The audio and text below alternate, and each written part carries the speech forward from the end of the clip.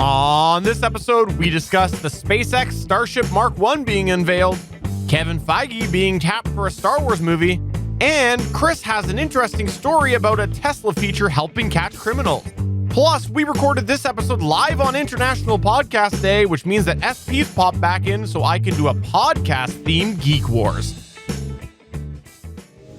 I'm SP from Better Podcasting, a show dedicated to help make your podcast better. And it is part of the Get a Geek network, just like the show you're checking out now. Shows on the network are individually owned, and opinions expressed may not reflect others.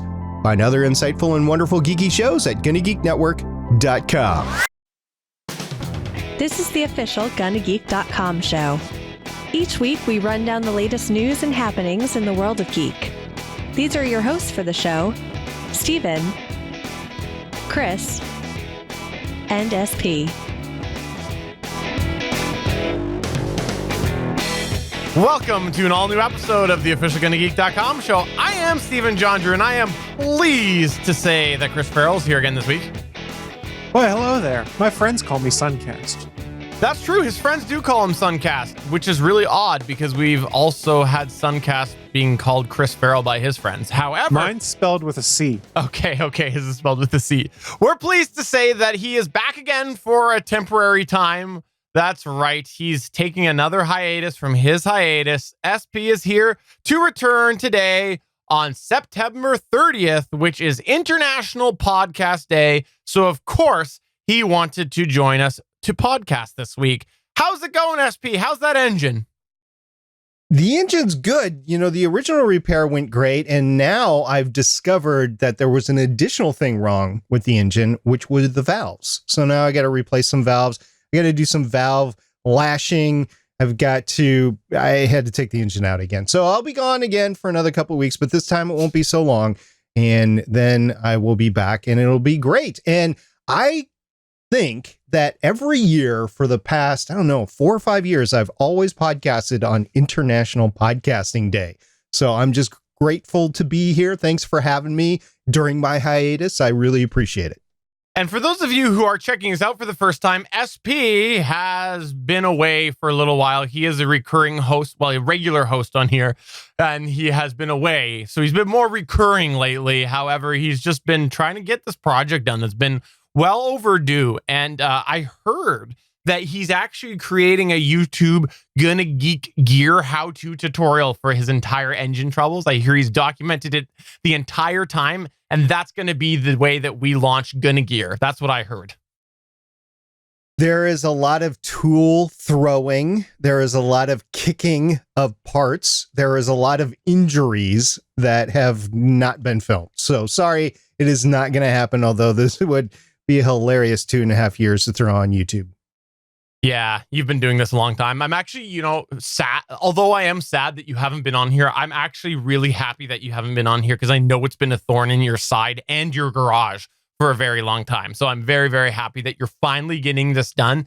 And worst case scenario, if it turns out to just be a bucket of bolts, because it will actually probably cost you money to get rid of it, you can just gift it to Chris Farrell and put that burden on him.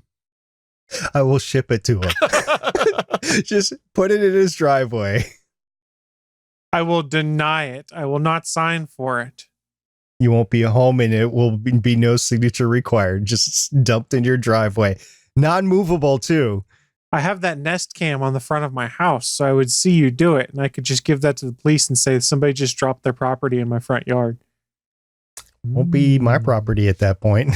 Won't be my property. I don't have the title.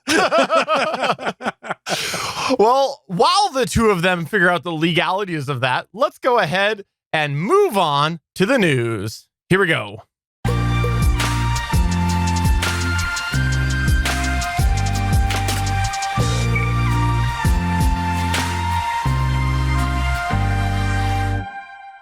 It's been a while since we've had some true space news on this show, because whenever Chris Farrell and I try to do space news, we usually end up making jokes that are inappropriate. And so we just stopped doing it altogether. So SP, I look forward to you giving us news this week, but I want you to do it 3 times as well as you usually would because you've been away so long. So while you talk about SpaceX, I want you to talk really just more like SpaceXXX. Yeah, that's not going to happen, Stephen. But what is going to happen is we're going to talk about SpaceX. I want to enunciate, though, a lot has happened in space news since I was last on the show. And unfortunately, we might catch some of it on the backside, but this was a big announcement in of itself. And I'm glad I'm here this week to cover it. Basically, Elon Musk unveiled the SpaceX Starship Mark 1 last weekend. He streamed it Saturday night. So if you happen to be watching American college football, you missed it, but it is on YouTube, the whole hour and 25 minutes, which includes a, 15-minute break in the middle where they transitioned from the actual announcement to, which it was a lot like, it's not like a TED Talk. It wasn't like that at all, but it was kind of like an announcement with the new iPhones or the Google phones or whatever. And it was good. He wasn't polished when he was up there. He was like a regular guy that was talking, which was great. And he had a lot to say on the top of his head. But in any case, there was a great article on space.com by Tariq Malik, who I actually got to see on screen because in the second half of the live stream, they let reporters ask questions, and Tariq was one of the reporters there to ask questions. Interestingly enough, it was great to see all the reporters there, including somebody that runs the SpaceX Reddit forum. I thought it was great that Elon wanted the SpaceX Reddit forum there as well. So it was really good. Cool. So this is what happened. Elon Musk now has a Starship, and one day he expects it will help SpaceX reach other worlds. So he stood beneath the towering Starship Mark 1, which is a prototype for SpaceX's massive reusable launch system. Elon Musk laid out his plans for international interplanetary travel at the company's South Texas test site on Saturday, September 28th, which was the 11th anniversary of the first successful orbital launch of SpaceX's first rocket, the Falcon 1.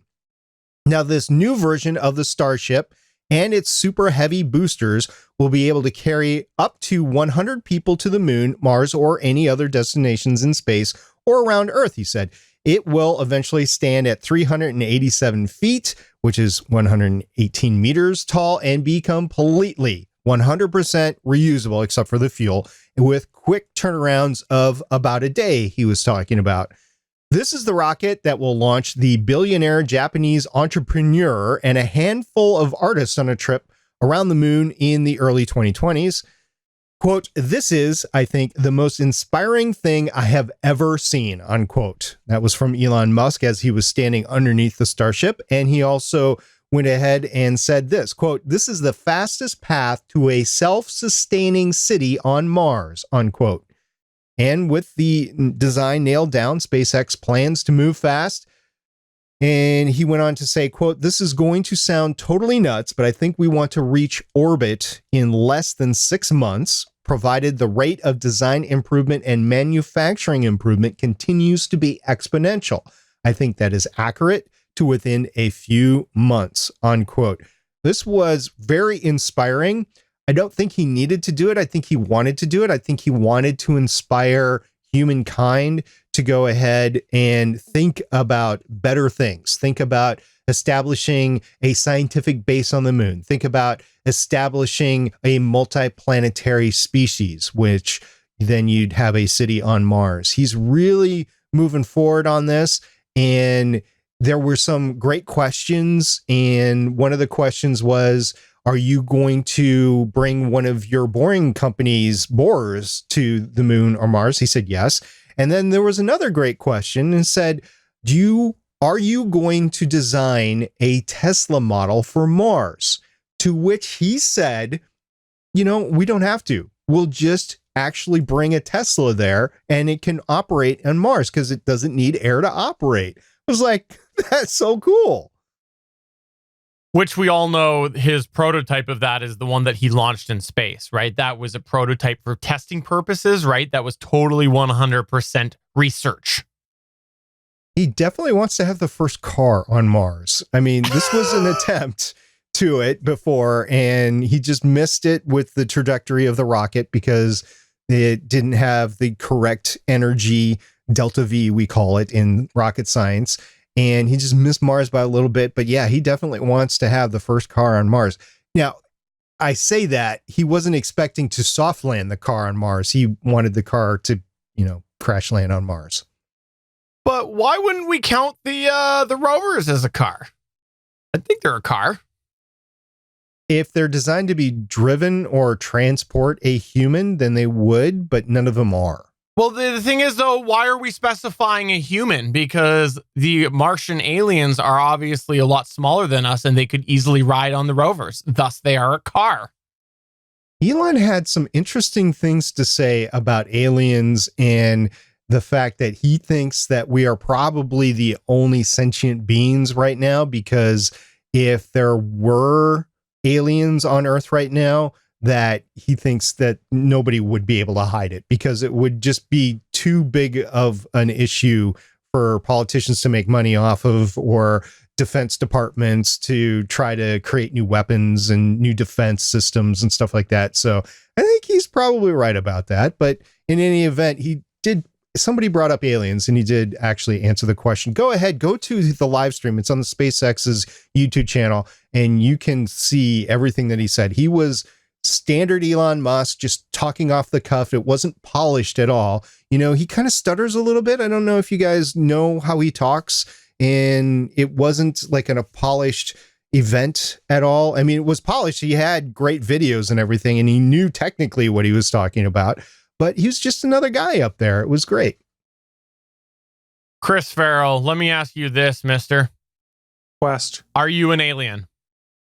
I can neither confirm nor deny that. There you go. We proved Elon Musk wrong right here and right now on the official GonnaGeek.com show. 100%. No, we proved nothing, because nothing was confirmed nor was it denied. Yeah, but the problem was that while you were saying that, you actually shed your skin, revealing that you were wearing a Chris Farrell suit, kind of like the Edgar suit from Men in Black. Dude, I'm a human. I'm always shedding my skin. That's what we do. Fair enough. Well, SP, thank you very much for bringing that in this week, because it has been far too long since we've had any space news. Is there anything else you want to summarize before we move on to my news point? Well, the space hopper tests are done, and that was just the small little test vehicle. This is one of two Starship test vehicles or prototypes that he has two different teams working on, and eventually within a couple of years, we will actually have his 100-person Starship ready to go. He's financing it. His buddy in Japan is financing it. And he said this is such a small part of SpaceX that it was incredible that they were able to put it together in 4 months. And I believe him. So if they could do this in 4 months, I can't wait to see what they can do in another couple of years. Moving on to the next news point here, let's talk about Star Wars, a Feige story. It's there's a little take on all the other Star Wars properties right now. That was my witty title, not so witty. This week, the news came out that there's a bit of a new name to the Star Wars franchise. That's right. Infamous man of many talents. I was going to give him an official title, but let's be honest. He's a man of many talents.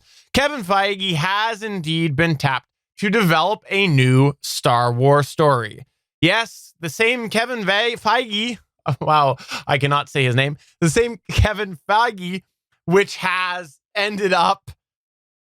Why are you looking at me like that? What's up, SP? It's Kevin Feige. Hey, everybody knows Kevin Feige. Why are you having a problem? Don't even try to read it. Just go with what everybody else has said. Kevin Feige. Even I can pronounce his name right. Kevin Fiege. The infamous Kevin Fiege. The infamous Kevin Feige. Send your hate mail to js@gonnageek.com, please. That's js@gonnageek.com for all hate mail. I was considering editing that out. I'm not going to.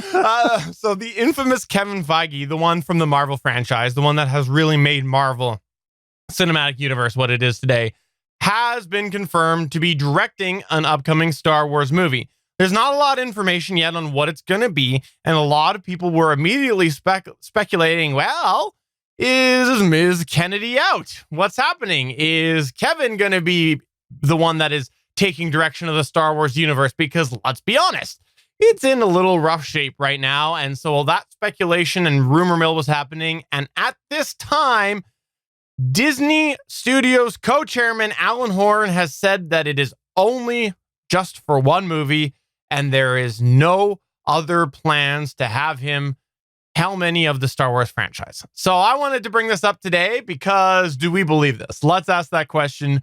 Do we believe that that's the case? Me personally, before I turn it over to you two, I think that this is a test. Let's see how he does. Let's get him, introduce him a little bit, and then eventually he usurps Kathleen Kennedy's position. That's my assumption here.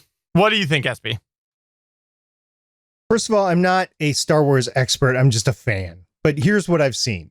They brought Ron Howard in to save a movie. And while he probably did better with the movie than it was previous, and they brought him in halfway through, so they had to reshoot a lot of the movie, right?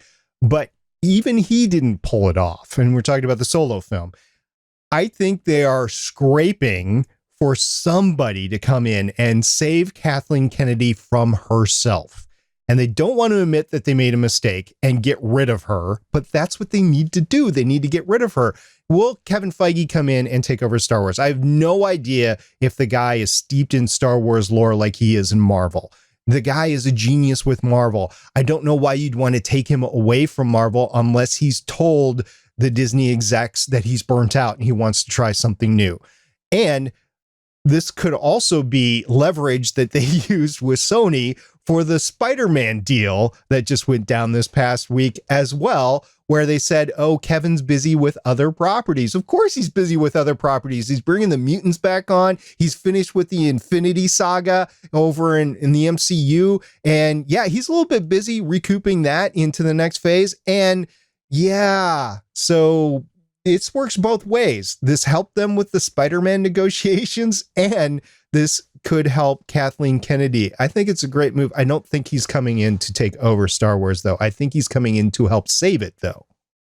I think he's coming in to help save it, but I think that there's a master plan because we've seen Star Wars scale back, and I think that's going to be its position. I think for a long time, we're going to see it not to the level that Marvel is. So I think if we're producing less content, fewer stories, and it's more contained than we're seeing with the Marvel Cinematic Universe, I think there is still time to tap him for Star Wars. Because if you think about it, he has been for a little bit now running the Marvel Cinematic Universe and the Marvel Extended, well, the Sony Marvel Cinematic Universe. He's been tapped on that. And that sort of pacing that we've been seeing with the Sony side of things is sort of where I think the future of Star Wars is. So I think he's shown he's got that capacity to handle both of them. And I think that that might be where we see this go, is we do eventually see him handle both properties. And maybe he scales back a little bit on Marvel. We don't know. We could see that happening. So I think that this is just like, let's see what he does. Let's try to prove this. Let's build our business case for why we're going to kick out Kathleen, and let's give the fans a little bit of confidence here with one film, and it's just a master plan, and eventually, there you go, he's handling it. That's sort of my conspiracy theory. Chris Farrell, wait a minute. I think it's overstating it to say that Kevin Feige has been running Sony's Spider-Man universe. He's not been running the entire Spider-Man universe, just the Spider-Man main movies. He wasn't involved in Venom. He's not involved in any other projects that Sony had going on. It was just Tom Holland-based properties. Yeah, because if Kevin Feige were involved in Venom, it'd actually be good. That's why I said the extended Marvel Sony or Disney Sony. I said one of the two because I count just the Spider-Man movies as that universe. I don't count Venom as it. That's not the hybrid property right there. It's just the Spider-Man ones, which are the hybrid. Sony does have other properties in the works right now within the Spider-Man main IP. So you need to be specific when you're talking about what Kevin Feige can do and what he can't do. But the thing is, I don't want to get in this debate, but Disney will acknowledge the Spider-Man stuff as being canon. They will not acknowledge anything beyond that. And that's my point. Yes. That's my point, is he's been involved with the hybrid property, the two there, the one that Disney will acknowledge. That's why.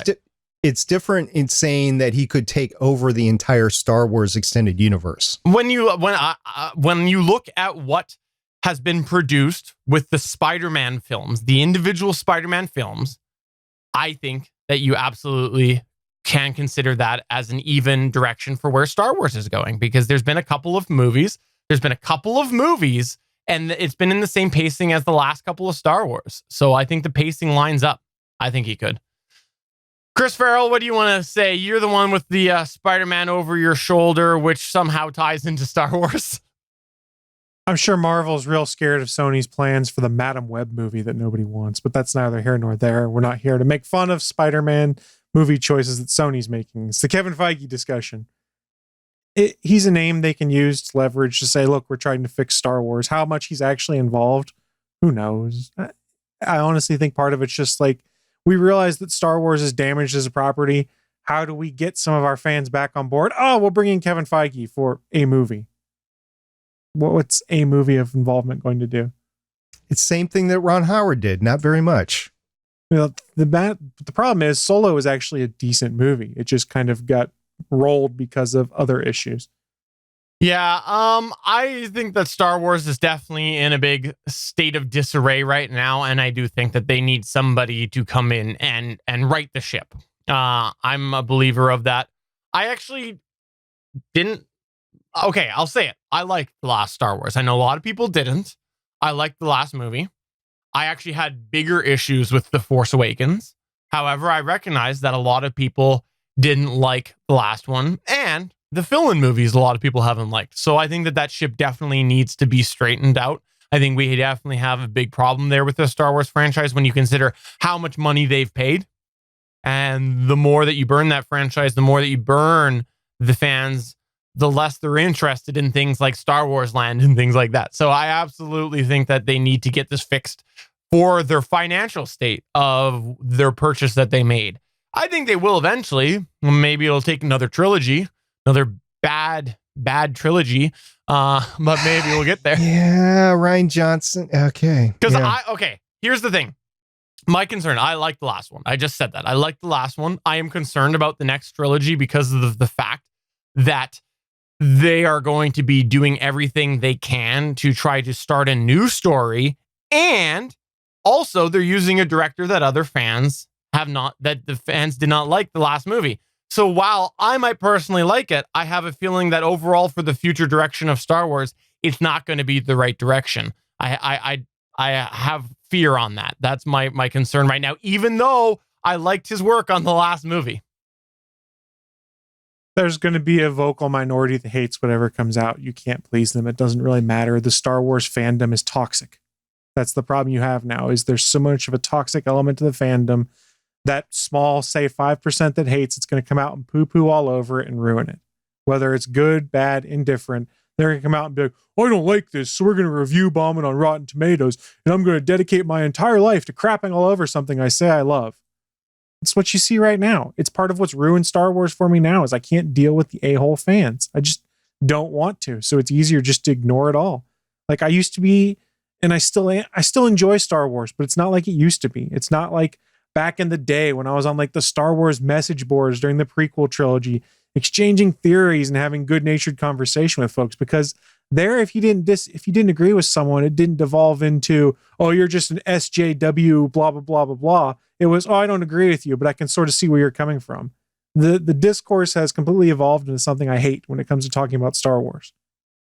I agree. No, I agree. I think that it's definitely hard to be a fan with any opinion right now. And as someone who liked the last movie, I know very well what that feels like.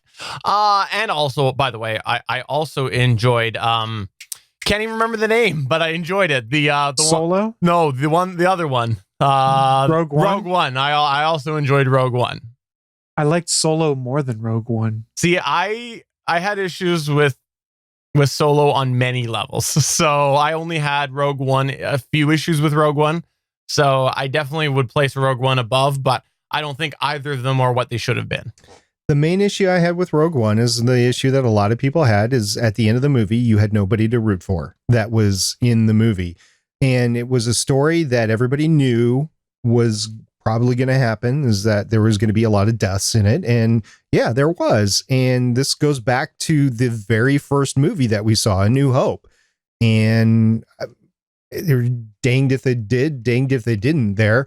Aside from that, it was a pretty good movie. I just have no desire to watch it again. No one to root for. There was the Dark Lord of the Sith who just came in there and wrecked face. That's who I was rooting for at the end. Yeah. Not going to root for him at any point in time. I know he's a fan favorite, but no.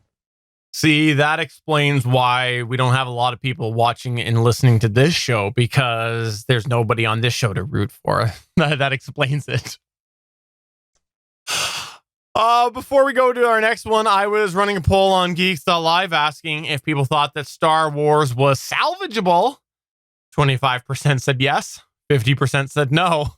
And it changed. 20% said, I think it's doing great as it is. So 20% said yes. 60% said no. 20% said they think it's doing great as it is. So there you go. There you go. That is our chat room at Geeks Live when we record this live on Mondays at 8:45 p.m. Eastern Time. They don't like Star Wars, apparently. Chris Farrell, what's going on with the Sentry mode on Teslas? Why are you talking about this today?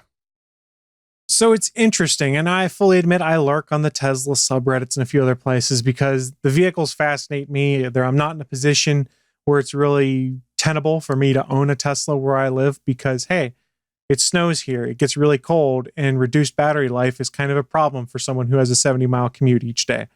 You don't want to have to be a slave to charging all the time. But neither here nor there, I do like to see some of the cool stuff that comes out because whether you're a fan of electric vehicles or not, the tech that comes in Tesla vehicles, it's mighty cool. And just recently, like within the last 6-12 months or so, they unveiled a feature called Sentry mode on Teslas. Now, if you're not aware, a Tesla vehicle has a buttload of cameras all around it so that it can watch cars around you, use its autopilot features. Well, they've put an update in place so that all of those cameras can be turned on in a Sentry mode. And if you have a USB thumb drive plugged into your center console, you can basically record everything around your vehicle. So say someone bumps your vehicle or backs into the rear end of your vehicle, you have footage of all of it. You can take it directly to the police. You can say, hey, here's what happened. And originally what it was brought in the case for was more safety like that, but also there were a rash of break-ins in California where people were having the backs of their Teslas broken open so people could try and steal stuff out of the back seat. Sentry mode was kind of a way to try and keep them from doing, or at least catch those that did. But it's kind of gotten a second life now of people watching people deface other people's Teslas. And yeah, it's really kind of a bummer. So there's an example right now, a Tesla Model 3 owner by the name of Alan Tweedy, who lives in Broomfield, Colorado. He parked his car at a local school to watch his daughter's soccer game that weekend, and he engaged Sentry mode. When he came back to his car, he came back and saw a giant scratch down the side of his car. On Twitter, he said you could feel down to the bare metal and see it scratched all the way through the paint. He pulled up Sentry mode on his car, saw there was an event recorded on it, reviewed the footage, and then just witnessed a woman keying the crap out of his car. No idea why, anything like that, but he took the video on Sentry mode, put it up on Facebook. It's been seen over 100,000 times, and they're trying to find the woman who did it. It's even been picked up by the local CBS station in his area where they interviewed him and asked about it. And he said, it really speaks to the level of anger for a crime like this, that so many people are willing to spread it and share the word and try to help us find it because nobody likes this. This is my car, but it could be yours next. What is interesting is the Bloomfield police said these types of crimes are generally very difficult to investigate. But with Tesla's Sentry mode video, they have a shot at finding the vandal. And if you go watch the video they have there, you can see this woman's face. You can see that she just walks up and keys the hell out of this car for no good reason other than the fact it's a Tesla. There's a lot of hate for some people towards electric cars that I don't understand. But Sentry mode, kind of a cool feature to find people who want to vandalize your car or just find someone who backs into your car. And I kind of wish I had the feature on one of my vehicles now, but yeah, I have a backup camera and that's it. So I don't have cool things like this.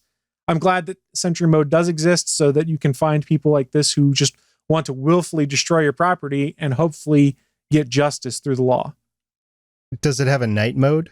I don't know. I would assume to some extent that it does because these are the same cameras it uses for doing autopilot when you're driving on the interstate and things like that. Yeah, I got to look into this, but I think that this is definitely something that it's neat tech to have. I can't wait for this person to get busted because I completely speculate that the person's going to end up saying that they just didn't like electric vehicles or some stupid thing like that. Because I always think back to your icing news thing. Okay, it's probably something stupid like this. But cameras on cars during parking lot situations is not a new thing. There's been a few different stories that have come out because of the whole concept of dash cams and things like that. But this one's getting elevated, I think, because it's a Tesla and it's built right in, which is cool. Yes. I think it's cool, though. I do think it's cool. Now, there is a wholesome aspect to this that you sometimes see on the subreddit where there's just videos people post of, hey, I guess this guy liked my car, because you'll see someone walking by and the Sentry mode will pick it up because they get close enough to the car and like they double take and they start like drooling over the Tesla. And you kind of get those wholesome moments where people are like, hey, this guy really thinks Teslas are kind of interesting. And you kind of have fun with people drooling over a Tesla versus someone, keying it just because it's an electric car or trying to open the doors because they feel like, hey, I can look at this person's electric car even though it's not mine. It's interesting. I like the wholesome aspect of it more because it's kind of fun.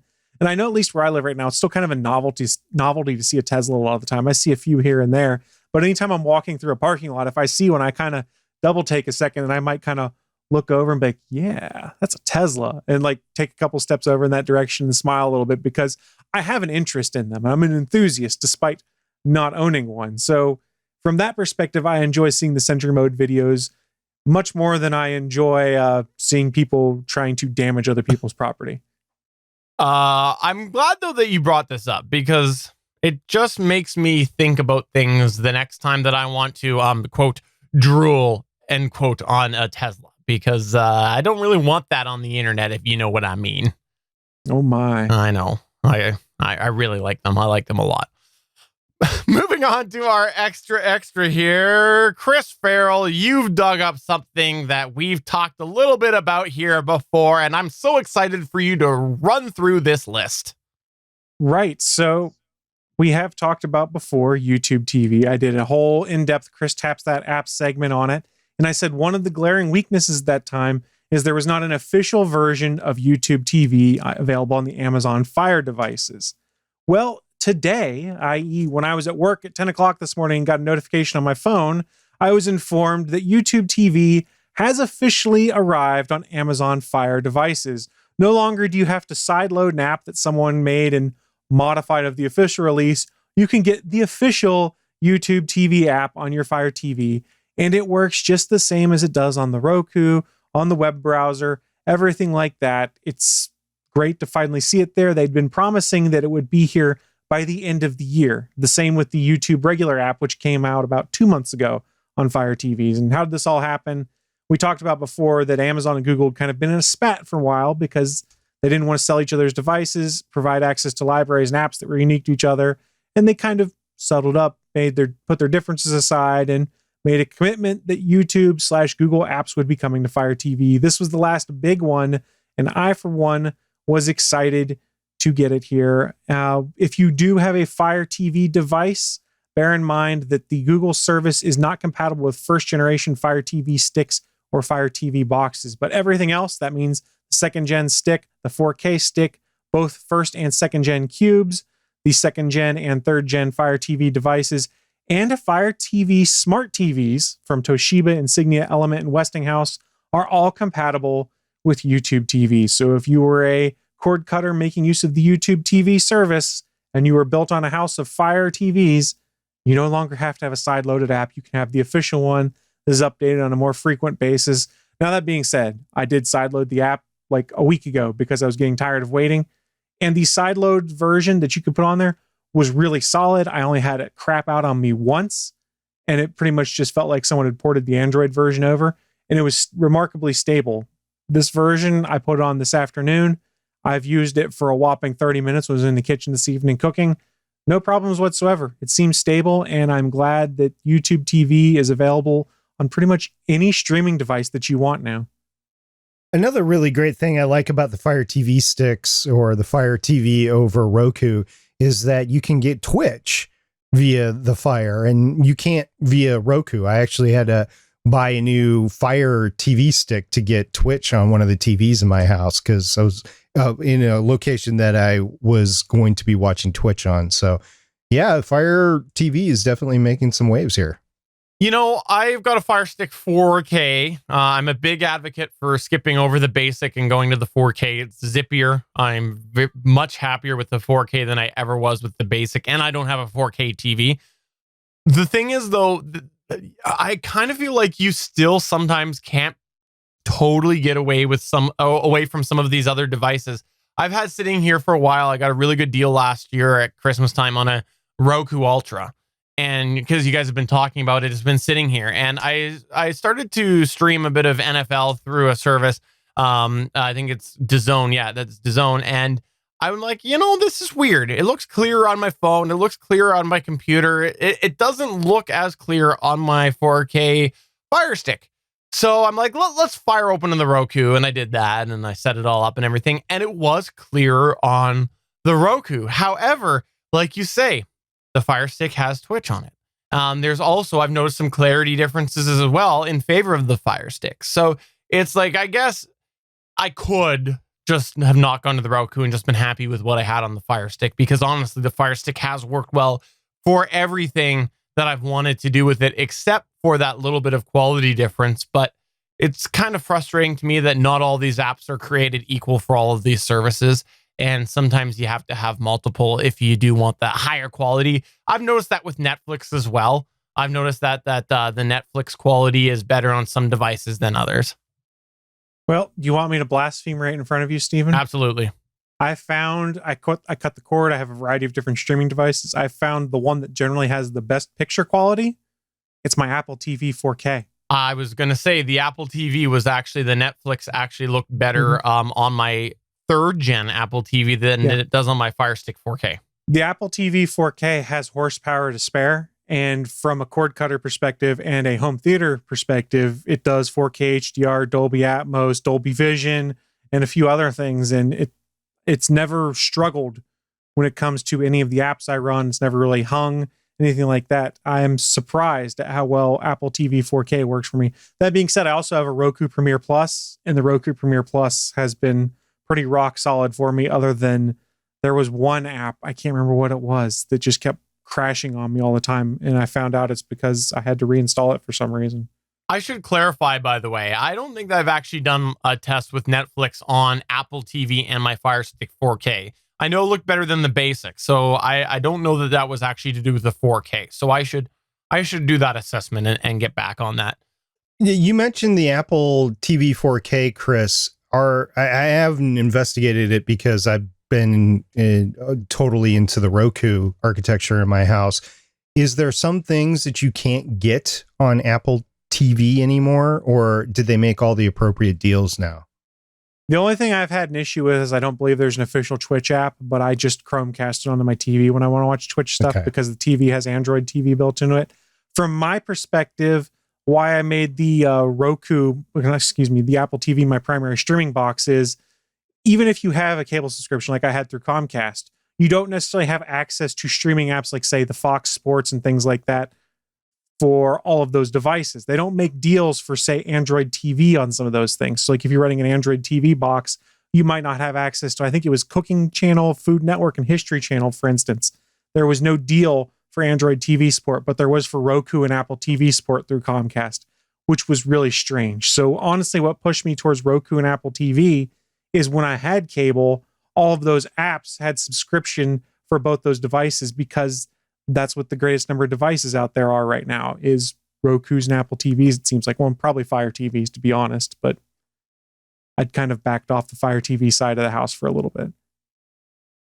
The last thing that we want to mention in our extra before we get to the Geek Wars, you alluded to it earlier, SP. Why don't you just synopsisize, that's my word, synopsisize the whole Marvel Sony thing? We talked about it on this week's Legends of S.H.I.E.L.D. podcast, which will be out in a couple of days. It was just Michelle and I. And what happened was, a couple of weeks ago, it came out in the press that Sony and Marvel/Disney were not going to be going forward with Spider-Man anymore, which I know is going to hurt Chris quite a bit because he's such a Spider-Man fan, and everybody really enjoyed Tom Holland, and especially how the last movie, Spider-Man Far From Home, ended in that the Tom Holland Spider-Man was the Tony Stark replacement in the MCU, and that Spider-Man was now out in the open as Peter Parker, and then that was it. And then that would have been the end of the MCU because the deal got ixnayed. Well, this last week, it was announced that they came to terms for a 2-movie deal.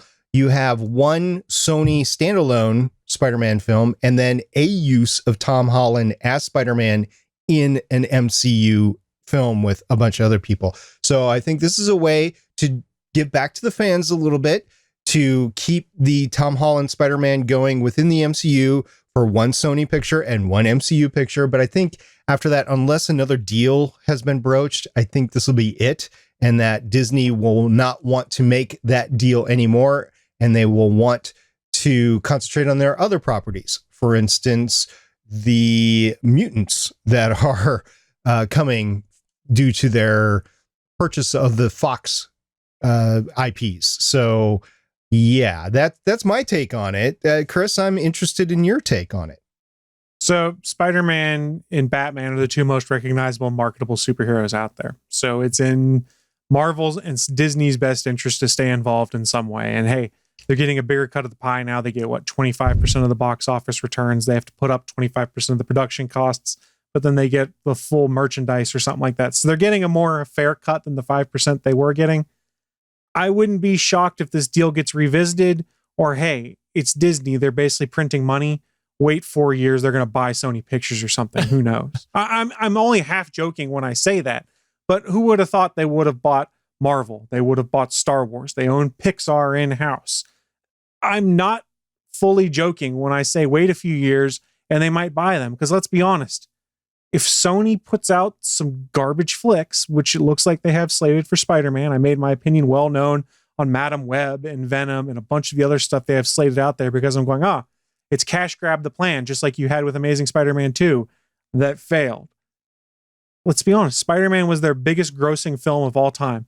There was a James Bond movie behind that. Daniel Craig's done as James Bond after this. Who knows what the next movie is going to be like? When you think of Sony, what properties do you think of right now? They put out some poo movies. They might just buy them one day. I think more of Columbia Pictures than they do Sony, to be honest. Fair. Yeah, I think that this is something that will be interesting to follow. I'm so glad that those of us who said we didn't think it was done ended up being right, because that we needed that hope, and I'm glad that that was the case. I think that one thing that's really worth considering on this is a lot of people like this version of Spider-Man because of the boyish charm. It's spot on for a young Peter Parker, but eventually Tom Holland America Cruise Lines is going to get old, and he's going to end up not having that boyish look anymore. And so maybe at that point that changes the value of the Spider property. One would argue that boyish look has started to leave him, and I even mentioned that in the Legends of S.H.I.E.L.D. Far From Home coverage. Yeah, I definitely think that it'll be interesting to see how that goes, for sure. One thing to also keep in mind with this is convenient how the week before it comes out on home release and DVD and Blu-ray, they make this deal happen. So now you don't have a bunch of fanboys like, I'm so mad, I'm not going to buy this movie because I'm going to show them what I think. Well, it was available digitally 2 weeks ago, but it comes out on video tomorrow as we record this for you to buy. So they have successfully navigated the fact that fans were going to be upset and were going to vote with their wallets to a certain extent. It's true. I did not pre-buy Far From Home steel case like I normally did because of this issue. And tonight I did. I've ordered it, so I will go pick it up because of the deal made. Because I was like, no way, I'm done with this. I'm not going to go back into it. Yeah, I would have missed watching Jon Favreau and Aunt May, but I was watching Aunt May too. Yeah, I I was going to vote with my dollar because that was the big thing. And anybody in our Discord knows that hashtag boycott Sony. I was literally going to boycott Sony. Or his first one that he said boycott Snony, I think is what you first said there. Right. Yeah. Well, Did you say Stony in that one? Because you got to be careful. If you go in the fanfic circle, Stony has a meaning of Steve and Tony fanfics. And that's okay. odd I to meant, I will be clear. I meant boycott Sony. and he will be extra clear on that because as the author of many of those fanfics, he doesn't want to boycott that at all. That's the money train right there. You can parlay that into fame, just like Stephanie Myers did with Twilight. Or what was it? No, it was whoever wrote the 50 Shades movies, because that was Twilight fanfic that they then adapted. That's right. So yeah, fanfic turned into movies. You too could be what's her face that did 50 Shades of Grey. Well, before we move on to our special International Netcast Day trivia of Geek Wars, I just want to back up a second here because on Geeks.live, I was running a poll back with the Tesla news, asking if people thought that they were going to buy a Tesla at some point. And 17% said yes within a couple of years. 17% said yeah eventually. And 67% said no. As an FYI, Really? I'm in the no camp because I think that Tesla's done a great job of getting us towards electric vehicles. I think they're going to quickly be passed by traditional automakers, and I think that that's probably the route I will eventually end up going because of availability. I think that Counterpoint. Yep. The supercharger network no one else has. And that's a distinct advantage Agreed. that Tesla has over every other electric vehicle out there. We'll see where it goes. I think you're going to see a lot of manufacturers doing a little bit of flipping. We'll see. We will see how it goes. But that would be counter to their oil compadres, the oil industry. So yeah, I'm with Chris here. I will cite Ford before we go into the Geek Wars.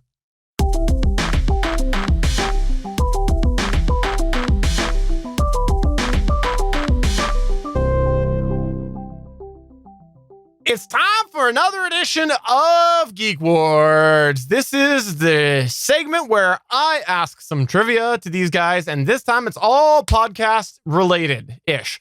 And we're going to go ahead and ask them some podcast-ish related trivia. They're going to go ahead and buzz in. If you've not checked out this before, the way this works is I ask the question, and these two have the opportunity to buzz on in. They will buzz in saying their name. And I will go ahead and see, it never gets old. I actually got old a very long time ago, but they will go ahead and answer. And if they get it wrong, the other person has a chance to answer as well and steal the points as we go through. There are some different questions where you might have the opportunity to get a few extra points. And at the end, we will either have a win or a tie because we have a habit of tying here on the official GonnaGeek.com show. Like we did last time, as I go through this, there will be a live poll at Geeks.live, which is one of the reasons why you want to go ahead and join us while we record live, because you can participate as well. Chris and SB, are you ready to find out which of you know more about podcasting-ish trivia? I already know the answer to that. Yeah, it's Chris. Yeah. It's SB. All right. So question number one. When did Apple officially add podcast support to iTunes? Was it A, December 2004, B, June of 2005, C, September 2005, or D, January of 2006? Chris Farrell, what would you like to say? The first option, that was December of 2004, correct? That is incorrect. SP, would you like to steal? I would, and I can't remember the option. I think it's B. It was June 2005. That's going to go ahead and put SP at 1. Way to go, SP. You are at 1. All right. Thank you. Question. Got on the board. He's got a point on the board. And by the way, for those of you who are playing along right now at Geeks.live, just go ahead and put your answer in there, and we'll go ahead and see whether or not you get it right. The next one that we've got here is, which of these is not a Smodcast podcast? Is it A, Fat Man Beyond, B, Hollywood Babylon, C, Talk salad and scrambled eggs, or D, Kevin and Jay get old? Chris. Chris Farrell, which is it? C. Which is? Talk salad and scrambled eggs. That is incorrect. Ooh. That is incorrect. There needs to be a different option on there then. I'll try B. You wanna say B? Why do you want to say B? It's not D. I don't think it's A. Why don't you think it's D? Because I think I've heard of a podcast as that name. That's a Smodcast. Oh, I know what you just did, you tricky son of a bitch. I know what you just did to me. They're both incorrect, and I will let Chris Farrell say what the answer is. What is the answer? It's the last one because it's Jay and Silent Bob Get Old It is the name of the absolutely podcast. Jay and Silent Bob Get Old. And Whatever. I didn't know talk salad and scrambled eggs was a thing. So no, he made a joke about it. I didn't think he actually did it. yeah, I like it. I love it. It's a Frasier rewatch podcast. I'm going to look it up. I just came across this today. And I love the concept of that. I think that sounds really fun. Oh, especially since the dad's dead now, right? He passed away a couple years ago. He did, I think so. yeah. And I apologize for cursing earlier, Steven. I didn't mean to call you a tricky SOB. So the next one that we've got here, I occasionally on this show wear a shirt that is podcast based. There are different icons on there. There are 5 different icons with different slogans. Name 3 of the icons and only name 3 of what the text says. And do not say the other ones because the other person has a chance to pick up some points as well. 1 point for each. Go ahead. So that shirt that I sometimes wear, it's got 3 different podcast related icons with sayings under it. What exactly are those sayings? I've also posted it to my social media. I've also talked about it on my podcast. I've had it on Facebook.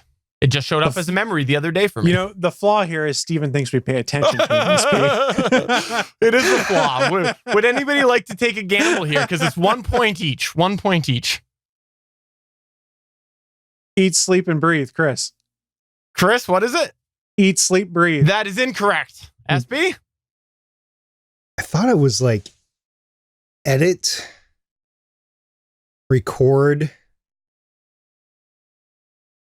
I don't know if publish is one, but I think it is. What's your answer? Give me your answer. What's your official answer? Those would be my answer. Which puts Chris or SP at 4. That is absolutely correct. It is prep, record, edit, publish, repeat. So there you go. And by the way, at the live chat, we had somebody answer correctly to the question as well. Nice. Moving on to the next one here. Audacity is a editor that many podcasters use. It was created by 2 students at which institution? A, Harvard, B, Carnegie Mellon, C, Stanford, or D, Nanyang Tech. Which one is it? So A, Harvard, B, Carnegie Mellon, C, Stanford, D, Nanyang Tech. Chris, what one were you going to say? Carnegie Mellon. Chris is getting on the point or on the board there, getting that correct with 1. Way to go, Chris Farrell. Way to quickly Google that. How can I Google it? My hands are right here. All right, moving on to the next one here. What year did Apple introduce the Apple Podcast app to iOS? What year was it? Take a guess. It is an open field. There's no A, B, C, or D on this one. Chris Farrell. 2018. Chris said 2018 was when they introduced the Apple Podcast app. Oh, the actual app. Never mind. I thought we were talking the rebranding in iTunes. The Apple Podcast app. I'll give you another chance because I know that you misunderstood that question. That's fine. I did. Would you like to still ring in? I'm trying to think because I'm trying to remember when I downloaded it from my iPhone. Going once? Going twice? SP, would you like to guess? Chris, what are you going to guess? 2010. 2010? That is incorrect. SP, would you like to guess? This is a tough one. I will go with, I wanted to go with 2009, but the more I think about it, I'll probably go 2011. That is also incorrect. Okay. It was 2012. Oh, 2012. nice. You should have given us a plus or minus on that one. That's all I'm saying. Moving on to the next one that we've got here. This was an interesting piece of trivia that I dug up here. In 2005, the United States Patent and Trademark Office rejected an application to trademark the term podcast. In the rejection, they cited the history of the term podcast from which of the following resources? A, Wikipedia, B, SoundCloud, C, Apple, or D, dictionary.com. SP. SP, what would you like to guess? Dictionary. That is incorrect. Chris Farrell, would you like to take a stab? Yes. Apple. That is incorrect. It was Wikipedia. actually Wikipedia. It was that's BS. How are you using Wikipedia. Wikipedia. I don't know, but they dogs? cited it. I'm not sure. I'm guessing they probably used it to pull back the history, right? Because you can go back and look at the history, right? If I couldn't cite Wikipedia in college research papers, how can they cite it in legal documents and legal doctrine? My guess with it, and I didn't dig it into too much, was they were just more so looking for a timeline. And because Wikipedia, you always see the history, very easy to establish that longevity. They were looking at the podcast would be deemed a common term, and that you cannot patent a common term or trademark or whatever. I call shenanigans. Well, I'm not calling shenanigans on the ruling. I'm not calling shenanigans on the ruling, but the fact they used Wikipedia as a source, I call shenanigans. All right, let's board remains at 4 for SP, 1 for Chris. Moving on to the next one here. Famous podcaster turned host Chris Hardwick is known for Nerdist and for hosting the AMC Talking franchise. But what was the name of the NBC game show that he hosted? This one's the ish to podcasting trivia. I remember seeing him.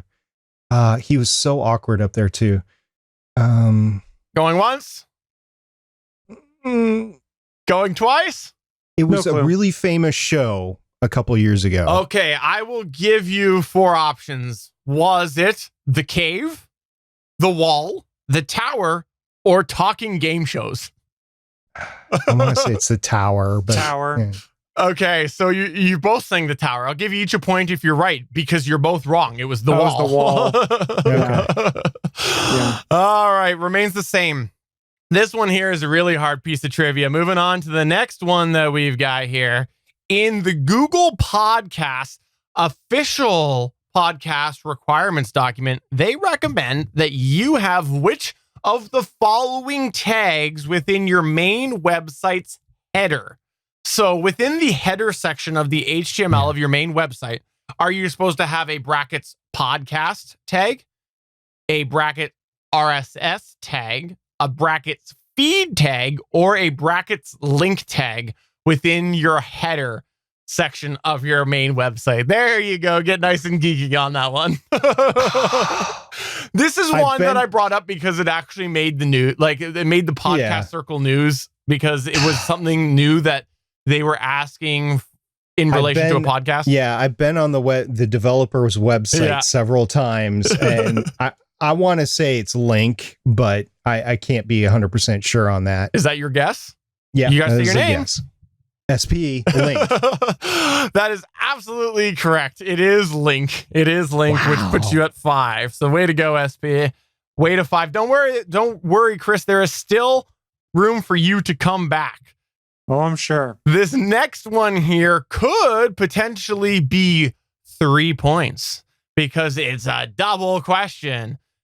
Many podcasters turn to a service called Blab to dabble in live streaming when they wanted to do so. You had to do this. This service, which many podcasters adopted for live video streaming, shuttered its doors in what year, but bonus 2 points if you can name the title of the post that announced its demise. So 1 point for the SP. year, 2 points for the post. SP, what would you like to guess? The year is 2016. Okay, that is correct. That puts you at 6. And if I remember, my pal, my favorite person ever, Sean, he named the post on, I believe it was Medium. It was. Blab is dead. Long live Blab. And then everybody says R.I.P. Blab after that. That is absolutely correct, which puts you at 8. At 8. So there you go. 8 for SP, 1 for Chris. And for the record, Sean, if he's ever involved in any project in the future, I will not support it because of the shenanigans that went on with Blab. Moving on to the next one here. In Spotify's podcast delivery specification document, what is the minimum bit rate that they list as supported? Is it A, 64 kilobits per second, B, 80 kilobits per second, C, 96 kilobits per second, or D, 112 kilobits per second? What do they have listed as the minimum recommended bit rate in the podcast delivery specifications document? Chris, do you know this? I have 2 theories, but I'm not sure which is right. Okay. Would you like to guess? I've actually been there and I know it, but I'll give you the chance to answer it. Chris. All right, what is it? 64. You're saying 64. That is incorrect. Sure. SP? I think it's 80. It's either 80 or 112, and I'm going to go with 80. It's 96, meaning Yeah, you're that was both my wrong. second guess. It's 96 is what they list, yes. I thought it was something that was off kilter. Well, I think because 96, so many podcasters, so many people who consult for podcasts recommend 64. I think that was why it got some hubbub. No, they must have changed it because at one point I think it was something like 80. I just looked at it today, so yeah, okay. It must have changed. But in any case, you're both incorrect. So last question that we've got here is one that you could really, really take some points back here, Chris Farrell. This is one that you could take back. I'm sure. Because if you get all of these correct, you get a whopping 10 points. Otherwise, you get 1 point for each, which... Well, I'll enjoy getting none of these. Oh, you might. You might. By the way, the score right now is 8 for SP, 1 for Chris. Are you ready? Because you're going to get ready to buzz in. I know you guys are both going to want to answer this one. Yeah. Are you ready? I'm all over it. Are you ready? The final question of today. Name, and remember, keep in mind, 1 point for each, 10 points if you get them all. Name the founding members of the Gonna Geek Network podcast. We'll name the founding podcast members of the Gonna Geek Network. And we'll get 1 point for each. 1 point for each. Dude, this is you. This is you. Go for What it. were the founding podcasts of the Gonna Geek Network as we know it today? The founding podcasts, not the Yes, people, correct? Podcast. The founding podcast. Oh, I thought it was, Sorry. I'm glad you clarified that. I founding thought it was because people. I understood it as people, and I was sitting Yeah, there I like, did. oh, we're The using stage I'm names, like, real names. Chris, Steven, Yeah. Wayne. The founding podcasts. Hmm. Come on. Chris. All right, Chris, come on. All things good and nerdy. Okay, there's one. Legends podcast. There's two. GonnaGeek.com show. Give him that one. I'll give it to you. Okay. You want to go more obscure? We could say Fanboy Buzz also. They were consider we not. put They were like not. one- They were not, though, a founding member. So they were not. Okay. Gotham Nightline. That's not a founding member. No. No. Jeez. All right. So you got 3 right now. So that puts you up to 4. Any others? Any others before we pass it over to SP? Crimson Comet. No. Starling Tribune. No. All I quit. right. All right. SB, would you care to pick up any remaining points there? Ooh. Going once. Yeah, Going twice? Cody, it's Unqualified Gamers. No. Really? They were not a their founding edition. member. Nope. Yeah. Okay. Gallifrey Public Radio? Nope. Okay. Just listing all the oldies till we get there. We'll get there eventually. Wow. I might not know the original 10 then. All right.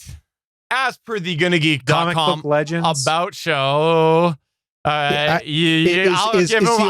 give him one more. I'll give him one more for that. That was absolutely correct. The Gonna Geek About section lists the following as original Legends podcasts: Walking the Walking Dead, Comic Book Legends, All Things Good and Nerdy, Legendary Horror Theater, and Art House Legends. They were all original members. Huh. Didn't know that, did ya? Did ya? Honestly, no. I know the current members. This is, by the way, your Gonna Geek Network 3 out of your 4 admin panel right there. There you go. Well, I wasn't even on the network back then. It's true.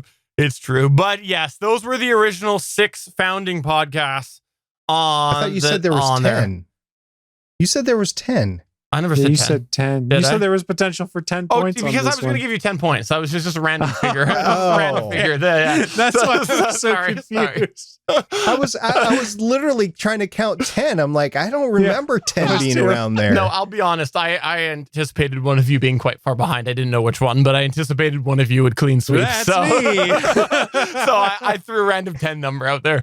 Yes, but those were the original. And I asked that, by the way, on the poll at Geeks.live a little differently because it had to be multiple choice. I said, which of the following was not a founding member of the Gonna Geek Network as we know it today? And I said, Legends of S.H.I.E.L.D., Art House Legends, or ATGN.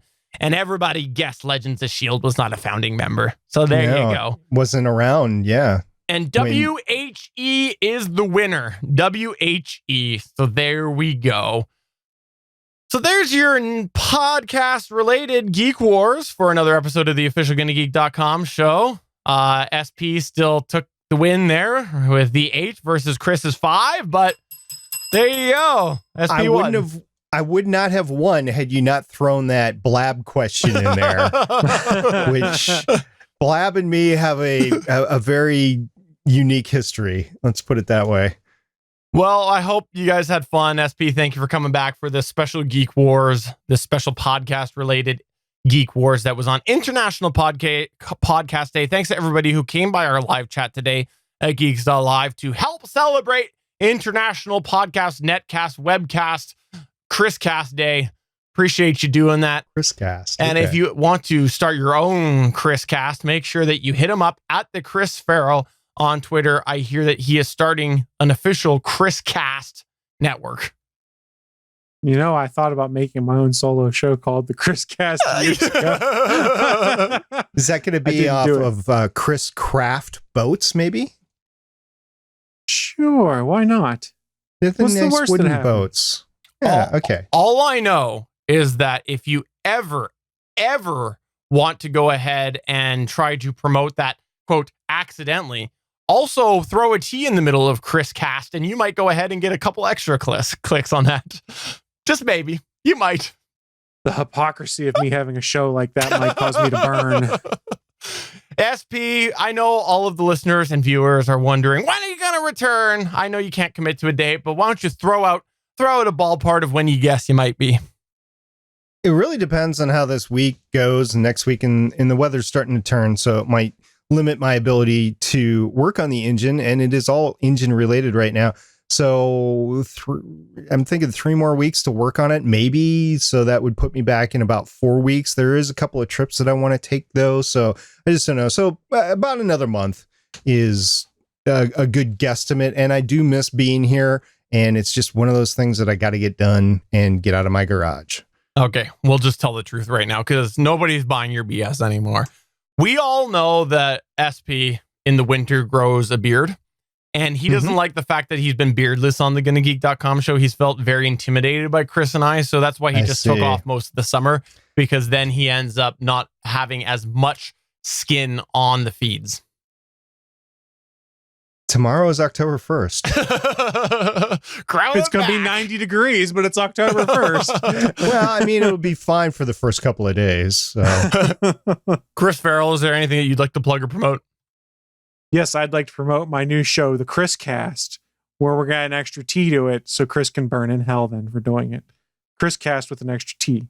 Perfect. So on that note, for episode 304 of the official GonnaGeek.com show, I'm Stephen John Drew saying thanks for coming on by our live chat. You can always do that on Mondays at 8:45 p.m. Eastern.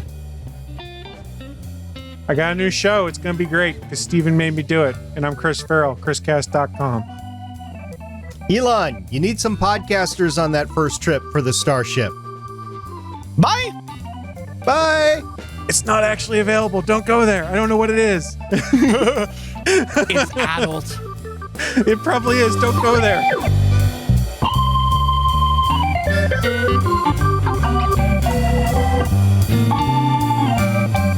Thanks for checking out another episode of the official GonnaGeek.com show. If you like the show, please give us a 5-star review in Apple Podcasts or a thumbs up on YouTube. You can always join us for our live recording sessions, which stream Mondays at 8:45 p.m. Eastern at www.geeks.live. And remember, you can find our full back catalog at GonnaGeek.com/show. If you're itching for more geeky content, check out other shows on GonnaGeekNetwork.com. Voice work was by Emily Prokop of the Story Behind podcast. That's it for this episode. We hope to see you back again next week.